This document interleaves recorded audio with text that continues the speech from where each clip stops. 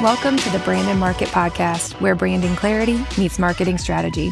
I'm your host, Allie Haney, founder of Brand and Market, a boutique agency dedicated to helping small businesses craft intentional brands and effective marketing plans. Each week, I share practical tips and insights to help you, especially those of you in real estate-related industries, build a standout brand to attract your brand's biggest fans. Let's dive in.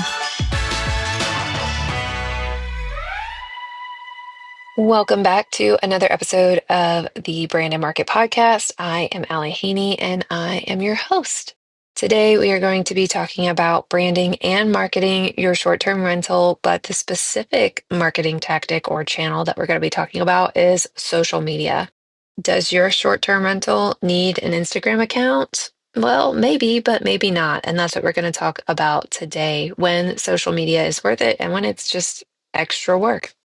So in the past, I have run a social media account for a wedding venue / short-term rental that we owned, which was called the Commonwealth. It's in Kentucky. And to this day, we still own that short-term rental. We still call it the Commonwealth. At least I do to our guests. In our personal life, it's really just the Kentucky house. But the guests that attend the rental, they know it as the Commonwealth due to our welcome book. I'm going to talk a little bit about my experience there with the Commonwealth, and then overall in this episode, we will cover how to determine if social media is necessary for your short-term rental. We are going to cover the role of branding and how that plays into your long-term goals.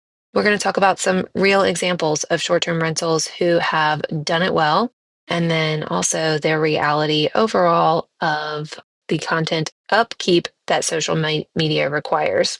Let's dive right in. My first question to you to help you determine whether or not your short-term rental needs a social media presence is really, what is the longevity of this project? Is this project a quick flip? Is this project a 2-year side hustle? Is this project, much like our own previous short-term rentals, a last-ditch effort to not have to sell the house? Or is this an actual long-term business asset that's intended to create a revenue stream for your family? So let's get clear on the answer to that question first. If it's a temporary project, if it's only going to be here for like 2 years or less, then I really don't feel like social media is worth the effort that it takes to upkeep it. And we'll dive into this a little bit more later, but the goal, at least for social media, would be to continue to pull people off of social media and onto like an email marketing list where they are recurring clients. And if you are just doing this to make sure that you can get through the next 2 years to be able to sell the property, then it's probably not a great or wise way to spend your time. So if it's a temporary project, I would hold off on the social media. On the other hand, if it is a long-term project, if it's meant to be a revenue-generating asset, I absolutely would encourage you to create some sort of social media presence for your brand and therefore the property. So when I went to Level Up Your Listing back in March, one of the speakers was Isaac French, and he has Live Oak Lake, or he had Live Oak Lake. He built it and then sold it. Built it, I believe, for around $2 million and ended up ultimately selling it just a couple years later at $7 million. So with that being said, when they were going through the sales process and evaluating certain assets, the buyers valued the brand that he had built for Live Oak Lake at around $2 million. So you can see that the brand in and of itself is a valuable asset, although it feels intangible. I just want to kind of touch on that if this is something that you're looking to actually become a revenue generating business and it's supposed to be long-term, absolutely, I would very strongly encourage you to develop that brand, build that brand so that you have that intangible asset that you can attach value to if or when you go to sell it. And perhaps you don't know the answer to this question at this moment. Maybe at the moment it is, you're just making it through and you are trying to make the mortgage payments on that property. And like I said, this could be your last ditch effort to turn this property into a short-term rental so that you don't have to sell it. I'm giving you permission now to allow that idea, that brand, that property to evolve because you might discover that it actually is a revenue generating property and something that you want to make into a long-term asset, giving you permission now to be able to change that decision if and when the time comes with no strings attached to the fact that you might not have started earlier. It's okay. It's okay to make decisions with the amount of knowledge that you have at the moment. Trust me, living through experience, been there, done that. Let's take a second to see a couple of different property owners, short-term rental owners that are doing it right, that are really encouraging others to create social media profiles based off of their success that they've had. Again, taking it back to level up your listing, there are a couple of short-term rental owners that I know that are killing it on social media. First, I'm going to go after the big dog, and that is Tori and South Bolt. They own Bolt Farms. If you've heard of Bolt Farm tree houses, that is them. They own property in Tennessee where they build luxury tree houses and mirror houses, and I believe they might have some like glamping tents. I would have to double check that. But they have created a social media empire to the point that before they actually broke ground or even closed on that property, they ended up selling over $1 million of pre-sales and pre-reservations. So the property didn't exist. It wasn't even in their name. They wanted to prove to the bank that they could support the loan that they were asking for in order to develop the property. And they used social media to be able to sell out $1 million of pre-reservations prior to even closing on that property. So clearly they are doing something right on social media. And one of the things that I think is like super powerful about Bolt Farm Treehouse is that they have brought their audience along every step of the way. And that kind of leads me into my next example of someone who is doing it right. If you guys look up at Pink Dreams Cottage on Instagram, you will see an incredibly cute, all pink everything cottage in Ohio. And this is run by Kate, a woman named Katie. And she bought this like dilapidated property in Ohio and rehabbed it with her family and brought all of her audience along the way to help her make certain decisions. So, for example, she, like I said, it's all pink everything, but she would have like 5 different pink paint swatches and she would paint the walls or show the paint chips or, whatever representation of the colors she might have. And she would allow the audience to basically, or her followers, to pick out the different colors of certain walls, of certain rooms, of certain furniture. That's how she gained a lot of traction on social media, is that she allowed the audience to participate in what she was creating. Therefore, she has created this brand that is relatable, that is highly sought after, and that is often always booked. With that being said, if this is a rehab or renovation project, bring your audience along. People love the journey. They love the destination for sure. I'm sure that that will bring your guests to be able to enjoy the final product, but really people love the story behind it. So don't be afraid to tell the story. Don't be afraid to bring them in behind the scenes before everything is perfect. Like I said, a lot of times when I'm creating and speaking these podcast episodes, like I'm speaking to myself. And just to like kind of go off of some personal experience, when we were going through and furnishing the Commonwealth out in Kentucky, I did the same thing, unbeknownst to me that that would be one of the biggest brand builders that we could have had. So as I was going through and I developed the initial concept for the Commonwealth. So to give you guys a little bit of background on that, we chose the name the Commonwealth because we are originally from Virginia, which is one of the 4 Commonwealth states in the United States, and we were starting this venue in Kentucky, which is one of the other 4, or excuse me, other 3 Commonwealth states in the United States. So it's a 5-bed, 5.5-bath home, and 4 of those bedrooms have ensuite bathrooms. So all of those 4 main suites were all going to be named after the 4 different Commonwealths in the United States. So Kentucky, Virginia, Massachusetts, and Pennsylvania. And so each room was inspired by the state flower, the state colors, the state, anything that had to do, state bird, anything that had to do with the state was going to be incorporated into the design of that room. And so I kind of introduced the premise of the room, and then I turned it over to the audience to choose, okay, so we choose this color navy or this color navy for the walls in the Pennsylvania room. And should we choose the wrought iron, this wrought iron bed frame or this wrought iron bed frame for the Pennsylvania room? So I was bringing in specific aspects that were tied to that state to be able to bring into the interior design. And I got a ton of feedback. That's when I had the most engagement, the most interaction through Instagram polls and question boxes, but also people were showing me things that I didn't know existed, nicer versions of the furniture that I wanted.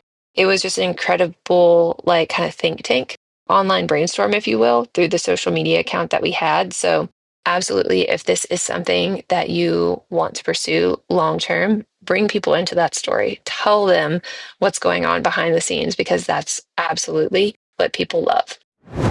Are you feeling stuck when it comes to your branding or marketing strategy? Do you have a million ideas but no clear direction on where to start? Then it sounds like a Power Hour session would be perfect for you. This is a focused one-on-one video call designed to tackle your biggest branding or marketing challenges. Here's how it works. You schedule a call, share some of your business details and any burning questions you have ahead of time. Then during our session, we dive straight into solutions. No fluff, no generic advice, just tailored strategies that work for you and your business.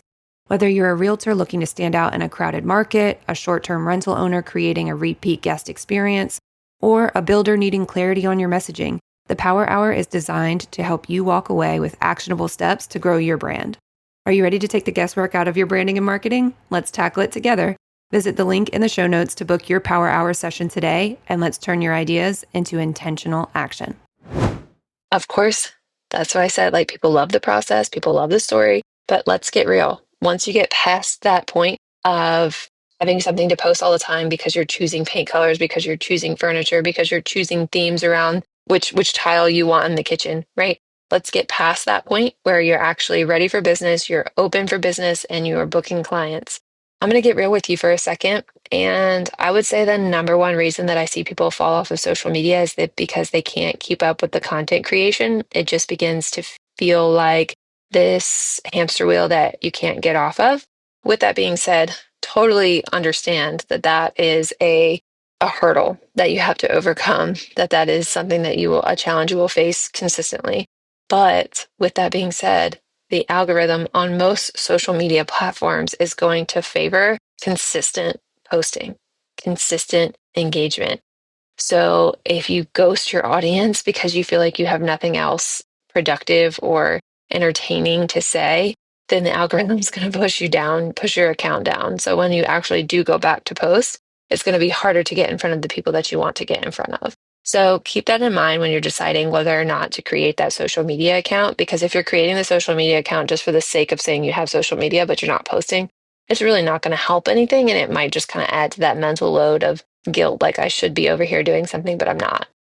With that being said, it's not necessarily that you have to post daily. Like the algorithm's not going to push you down because you don't post 5 times a day, but you do have to show up consistently, even if that is 2 to 3 times a week. And you do have to post quality content, like throwing up a photo of one of the interiors of the house and being like, don't you love this couch? Like, that's not adding any value to your audience. This is kind of for another episode, but speaking to your ideal client is going to be key when you are posting on social media. If you are posting and like just throwing up that bullshit content that is filler content, like you're not going to get any traction. You're not going to get any engagement because you're not speaking to anyone in particular. Make sure that when you post, you're actually posting with intention and you're posting with your ideal guest in mind. Otherwise, it's just going to all be in vain. One way that you can kind of alleviate that feeling of like you don't ever have enough content to post is repurposing content. And I could probably do an entire episode alone around repurposing content, but let me just give you an example really quickly.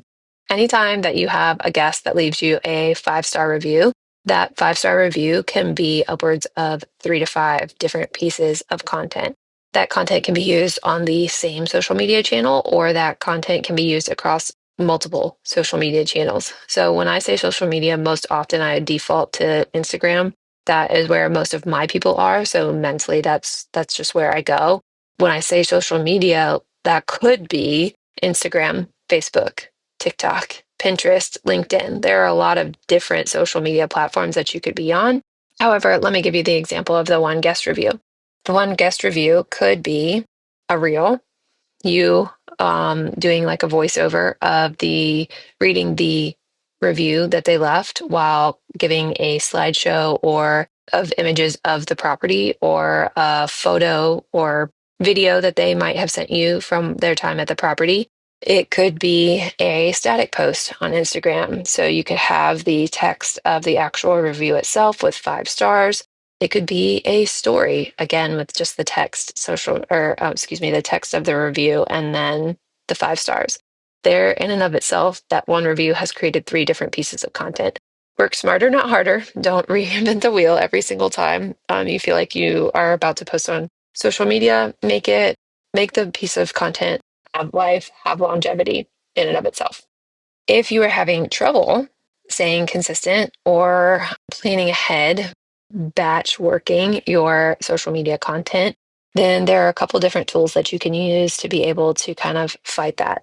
So some of the scheduling platforms that I love are Metricool. That's the one that I currently use and have been using for about the last year. That is a little bit more robust. It does have the analytics that I'd like to see, but it also allows me to manage multiple accounts, which is something that I need as an agency owner, not necessarily something that you would need as a short-term rental owner unless you own multiple short-term rental properties. Metricool is a really great one. For single accounts, I definitely suggest like a later or plan. Both of those are, and I'll link those in the show notes. Both of those are really good options for social media scheduling. All of those, to my knowledge, have at least basic analytics, and so that you can see, what your audience is responding to, and so on and so forth. The last thing that I kind of want to touch on is that social media in and of itself should only be part of your marketing plan. So yes, it is a great place to start if you're looking to build a brand for your short-term rental. However, I don't want it to be your potential guests or current guests' last stop within your brand's ecosystem. So if you have this social media account that you are updating consistently, that is great. That is gold. I want you to give yourself a pat on the back for that. But let's push it a little bit farther once you're ready. And what I mean by that is social media platforms, you don't own those. Meta can go down anytime. We've seen those blackouts before. TikTok can be banned. Like there are plenty of things that can occur on social media or to social media that we as users have no control over.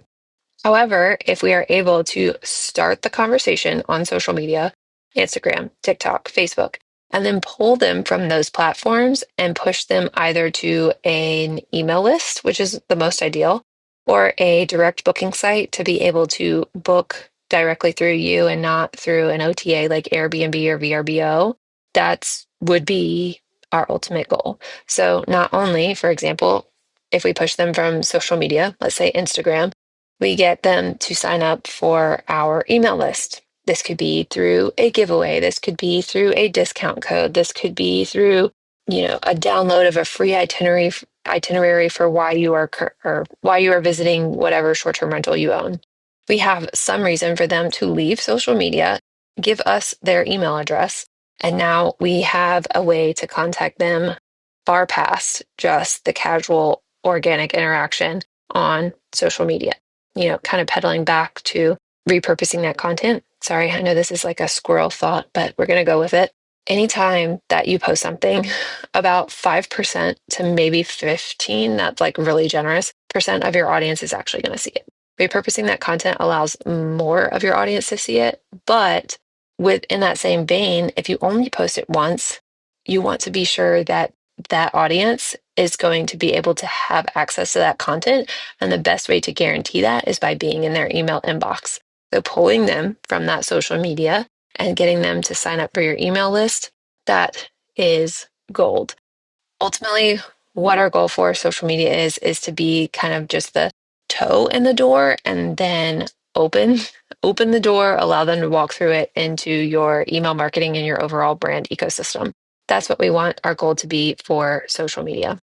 All right, let's kind of talk about some final takeaways. So first, in order to determine whether or not social media is going to be fruitful for your short-term rental, first we need to decide the longevity of said investment. If it's not long, and if it's not meant to be a revenue generating asset forever, then social media is probably not the spot for you. However, if it is something that you want to develop into a revenue generating asset, a long-term asset at that, the brand will only add value, which can be done through social media. Next is that it is a tool to build your brand. It's not going to be that instantaneous overnight success. It is, again, a way for them, potential guests, to interact with your brand initially, but we want to pull them off the platform and then get into your brand's ecosystem in a little bit of a deeper and a stickier way. And then finally, it really only works when you are able to be consistent. So use tactics like batch working, batch creating content, and repurposing content in order to be able to achieve that consistency on social media so that your posts are actually reaching the people that they need to reach in an efficient way. And if you are still wondering whether or not social media or email marketing or a direct booking site is the right marketing play for your short-term rental, I would love for you to take my short-term rental marketing quiz. I'm going to link that in the show notes. And based off of your answers, I will tell you which path you should pursue first in terms of marketing channels so that you can bring in some revenue, extra revenue from your short-term rental. So I am so very excited that you all have tuned in for this episode of the Brand and Market Podcast. Until next time, here's to being the best in your brand and your market. Until next week, y'all. You just completed another episode of the Brand and Market Podcast. If you found this helpful, please rate, review, and subscribe to help others find this show and so that you never miss an episode. Don't forget to take a look at the show notes for all the resources mentioned today. See you next Wednesday, and as always, I'm here cheering you on as you build your dream brand and business.